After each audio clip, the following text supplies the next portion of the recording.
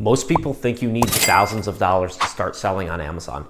In this video, I'm going to break down how much money you actually need to start selling on Amazon.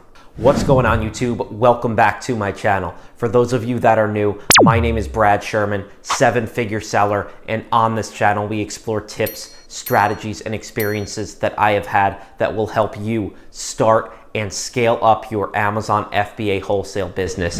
In this video, we are going over the question, how much money do you need to start selling on Amazon? This video is going to be broken down into two parts. Part number one is which business model you're going to start in on Amazon. And part number two is going to go over strategies to unlock more capital and the best ways to scale your business. Before we jump into it, if you guys do enjoy these videos, make sure to hit that like button. It really helps out the videos in the algorithm. Hit that subscribe button and notification bell as well to stay up to date on all future content that I put out. And if you guys haven't checked out the other videos on my channel, we go into details about sourcing the right kinds of suppliers, contacting brands directly and distributors, and shipping your products into Amazon. So make sure to go back through the channel and watch those videos if you haven't seen them already.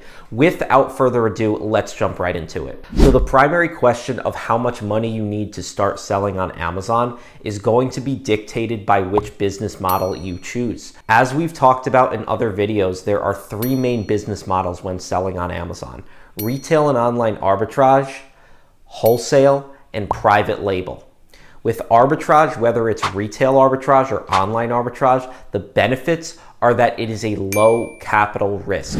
You only need a couple $100s, if that, to go into stores and start scanning products and buying products off of websites. There's no minimum order quantities, there's no case pack quantities, pallet minimums, or anything like that with retail arbitrage that you might see in a wholesale or a private label.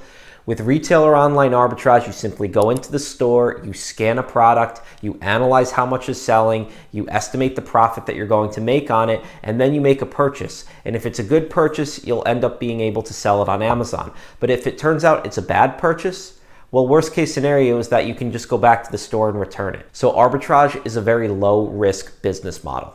When we talk about capital with retail arbitrage, the range is under $500. You don't need more than $500 to start and scale your retail or online arbitrage business.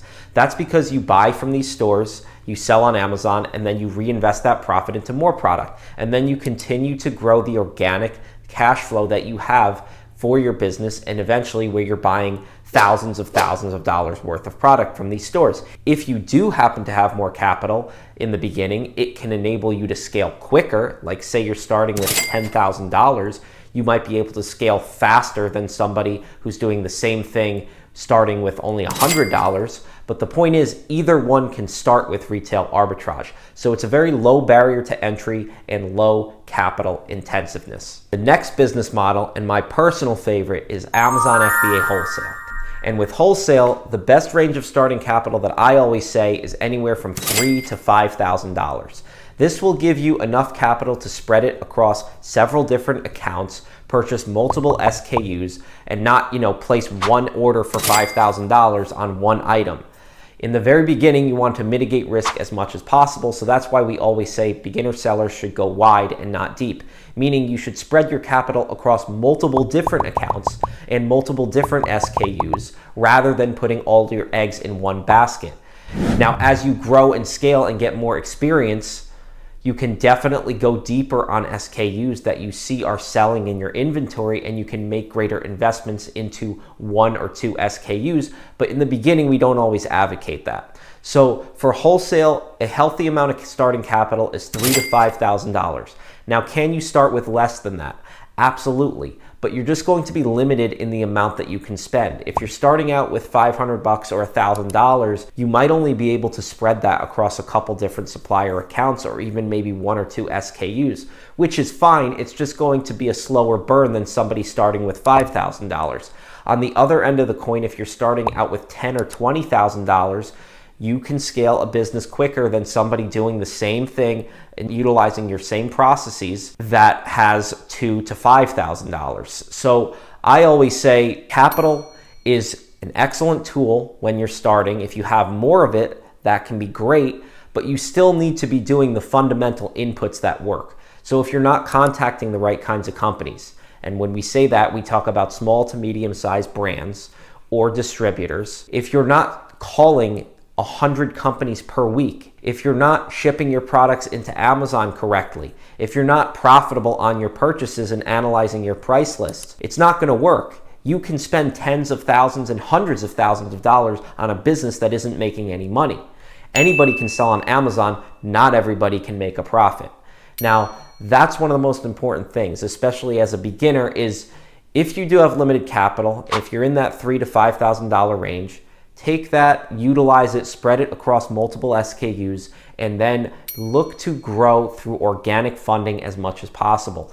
And what I mean by that is take the profits that you're earning from the products that you're selling, reinvest them into your replenishment items, and also reinvest profits into new SKUs so that you can continue to grow your product portfolio. The wholesale business model is all about rinsing and repeating the process.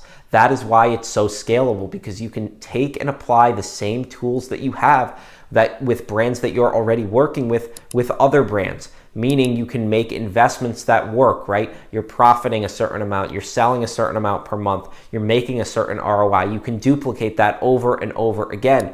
Same goes for the intangibles, right? If you're offering a brand value and optimizing their listings, managing their PPC and their Amazon brand presence, you can scale that out multiple times over and build out multiple exclusivity agreements like we have. So there are many different directions you can take in wholesale, whether it's through distributors or brands directly, but the point is it's a very scalable business model. When we look at a model like private label, which is also an excellent, sustainable, long-term business model that has a lot of its own appeals, with private label, it's going to be a little bit more risky for a beginner.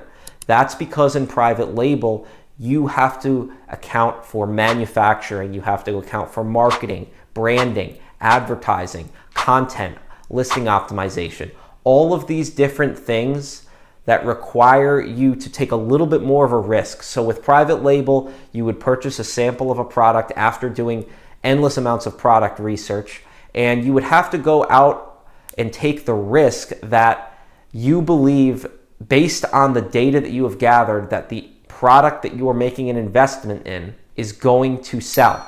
And generally with private label, I say the starting amount of capital is above $5,000. And while I personally don't do private label myself, although we have aspirations to do it in the future, I have talked with some very successful private label sellers, and what they have told me is that take your cost of goods sold that you've purchased on an item for private label and double it for marketing expense. That's because you have to be getting your brand name out there through PPC, through product giveaways, reviews, and all these different methods in order to grow and build awareness around a brand.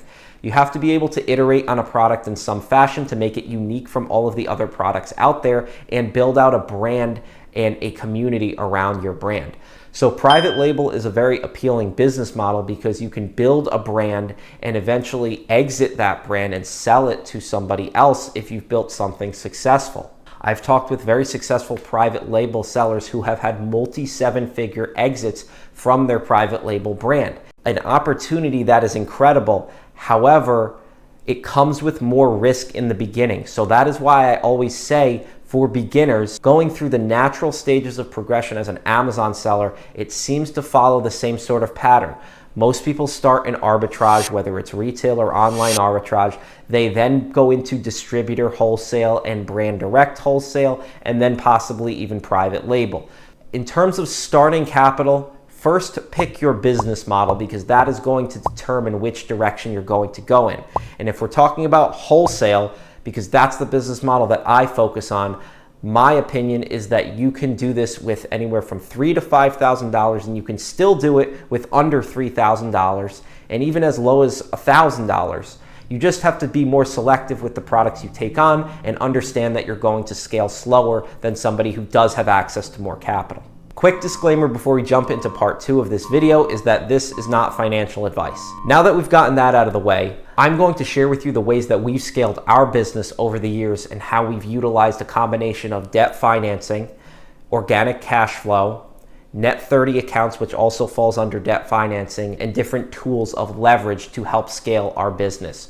So in the beginning, I did not have access to a ton of capital. We started with a couple $1,000s, we made some investments, and we started in retail arbitrage. We then scaled the profits that we were making from retail arbitrage and poured it over into wholesale. And as we were learning the wholesale business model, we were making more investments into new products, and eventually we scaled it to 7 figures in sales.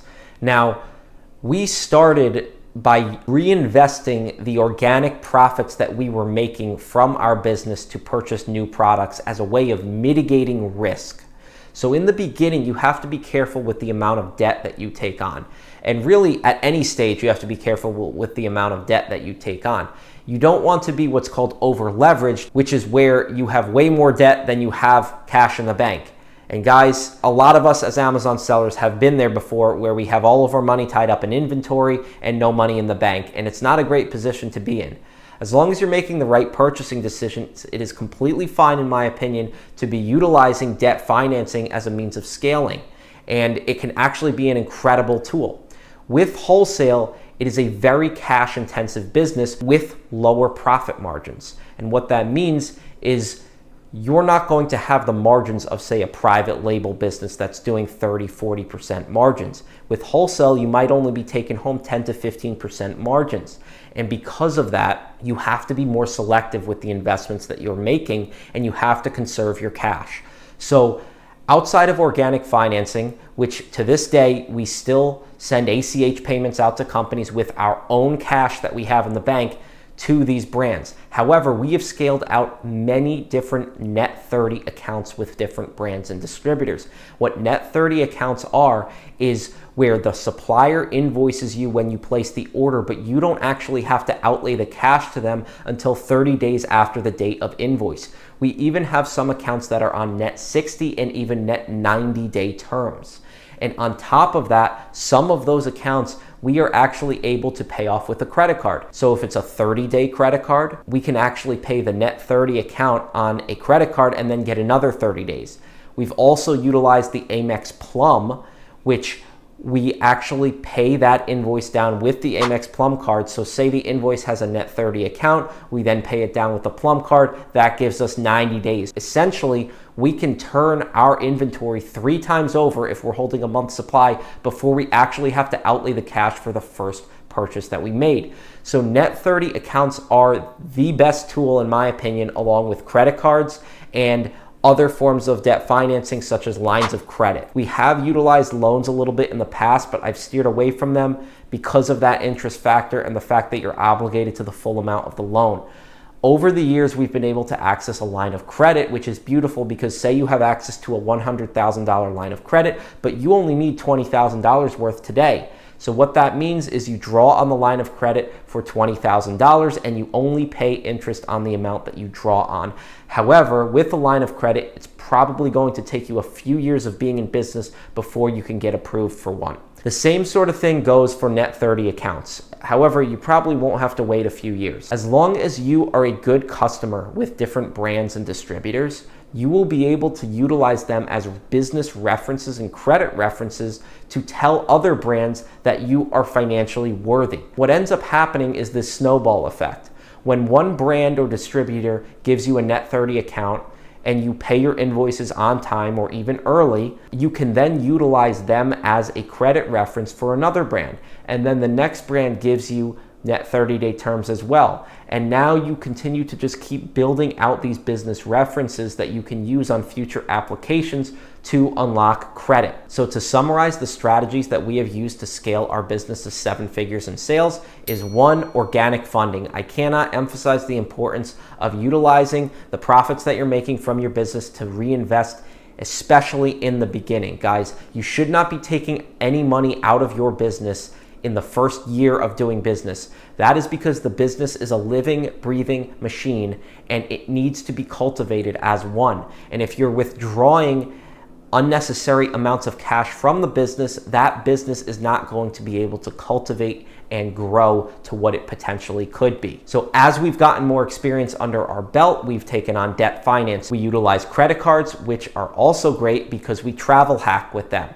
So we are able to travel the world for free because of all the money that we're spending on inventory on our credit cards. We're buying profitable inventory and we're getting tons and tons of credit card points through our credit cards.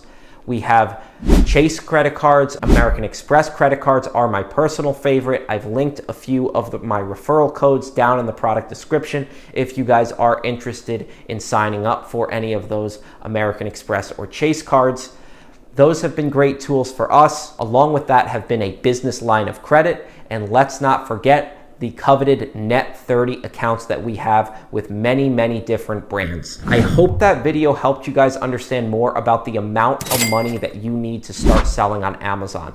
As I said in the beginning of the video, a lot of people think you need thousands and thousands of dollars to start selling on Amazon, but the truth is you don't. You can start with a few $100 if you're starting in retail or online arbitrage, and that is honestly the best starting point for a lot of people. Thank you guys so much for watching. If you enjoyed this video, make sure to hit that like button, subscribe to the channel, and hit that notification bell as well to stay up to date on all future content. And if you guys haven't checked out the other videos on my channel, make sure to scroll through the channel and check them out, because if you're having a hard time closing accounts with brands or you don't know how to ship your products into Amazon, I have videos that go into all of that information. And if you guys haven't joined the free private Facebook group that we have, I've linked that down below as well. Amazon FBA Wholesale Mastermind.